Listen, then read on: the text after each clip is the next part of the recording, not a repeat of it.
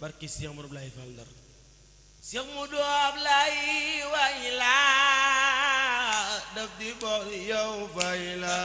bokki julli di bokki taalibe yi assalaamu aleykum wa rahmatullahi taala wa barakatuhu ci ndigalul Serigne Mountakha Mbacké xalif général kullu murid yal na fi yàggalo te ànd ko wér Serigne Sidi Mbacké moom Serigne Abdou Lahad Mbacké ndigalul Serigne Amdi Modou Mbenda Fall xalif général de Baye Fall yal na fi yàggalo te ànd ko wér Serigne Mor Talla Fall di xalifab Serigne Ablaye Fall Ndar Serigne Cheikh Bintou Fall di xalifab Serigne Modou Ablaye Fall Ndar Serigne Cheikh Abdou Fall moom Serigne Modou Ablaye Fall Ndar mooy yëgleeti bisam bu mag boobu nga xam ne yàgg na koo amal fële ca Mbusnaax ca taset ga ca boori Thiès ren mooy 13e édition di fukki at ak ñett yoo xam ne Serigne Cheikh Abdou Fall mi ngi koy amal Serigne Cheikh Abdou Fall nee na bis boobii bis la boo xam ne dafa am ñum ko dara jaale Serigne Fallou Fall moom Serigne Modou Ablaye Fall Ndar ak soxna Nogoy Kobar bokk na ci ñim ko dara jaale mi ngi ciy woo monsieur Mouhamadou Thiaw di maire bu taset ak Serigne Aline Tine di responsable politique te Mbusnaax maire Mbaye Jonn di maire bu Ngunjaan mi ngi leen ciy woo di ci woo ñi nga xam ne ñoom la bokkal diwaanu Njaareem gi doon ay autorité di ko tàmbalee ci gouverneur préfet ak ku ci mel ni ministre Dame Diop député maire Malick Fall Pape Modou Fall dëgg moo wóor ak mbooleem koo xam ne yaa ngi ci dëkk bi te yëngu ci wàllu politique ci woo mbooleem kilifay diine yi nga xam ne ñoom la seqal Serigne Touba ñoom la seqal Mame Cheikh Ibrahima Fall Lamp Babal Mouridina bis boobi nag danañu ci rendre hommage yi nga xam ne mooy way juram bokk ci njabootu Serigne Modou Ablaye Fall Ndar jiitu ci njabootu Serigne Modou Ablaye Fall Ndar ci kër ga muy soxna Jee Ndiaye ak kan Serigne Ibra Ndiaye mi nga xam ne ku miin kër Serigne Modou Ablaye Fall Ndar miin nga fa ki nga xam ne moom moo di Serigne Ibra Ndiaye Serigne Fallou Fall moom Serigne Modou Ablaye Fall Ndar ak soxna Marema Kobar ñoom ñëpp ñu ngi leen ciy woo ci bis boobu di leen ci bàyyi xel daayiratu Daaru Rahman ñi ngi leen ciy woo ak Muniru Albayaan ca Ndar Fall ñi ngi leen di woo ci bis boobee bu ñu xëyee bis ba 8h ba 9h njàngam alquranul karim 9h ba 17h durus xasida lay doon 18h 20h cérémonie officielle lay doon 20h 21h conférence ka koy def Serigne Saliou Ndiaye ak Serigne Abdou Lahad Samb guddi ga nag ña koy fanaane mooy Serigne Gànna Jonn Serigne Abdoulahi Sène Serigne Saliou Ngom Sikrullah ñooy fanaane guddi ga bokk yi bis baa ngi noonu ki ko woote di Serigne Cheikh Abdou Fall moom Serigne Modou Ablaye Fall Ndar mi ngi ciy woo góor jigéen mag di ci woo ndaw bokk yi ku ci bëgg ak leeral mën ngaa woote ci 77 517 40 83 wala 77 315 66 43 Serigne Cheikh Abdou Fall daal nee na bis boobi bis bu ko ñor la bis bu mu fonk la ma ngi koy amale fële ci région Thiès dëkk bu ñuy wax Mbusnaax mi ngi woowaa tund woowu yëpp di wax ne bis bi seen bisa samedi 19 mars 2022 fële ca Mbusnaax yàlla ci yàlla yu bëgg jàmm wasalaamu aleykum wa rahmatullahi taala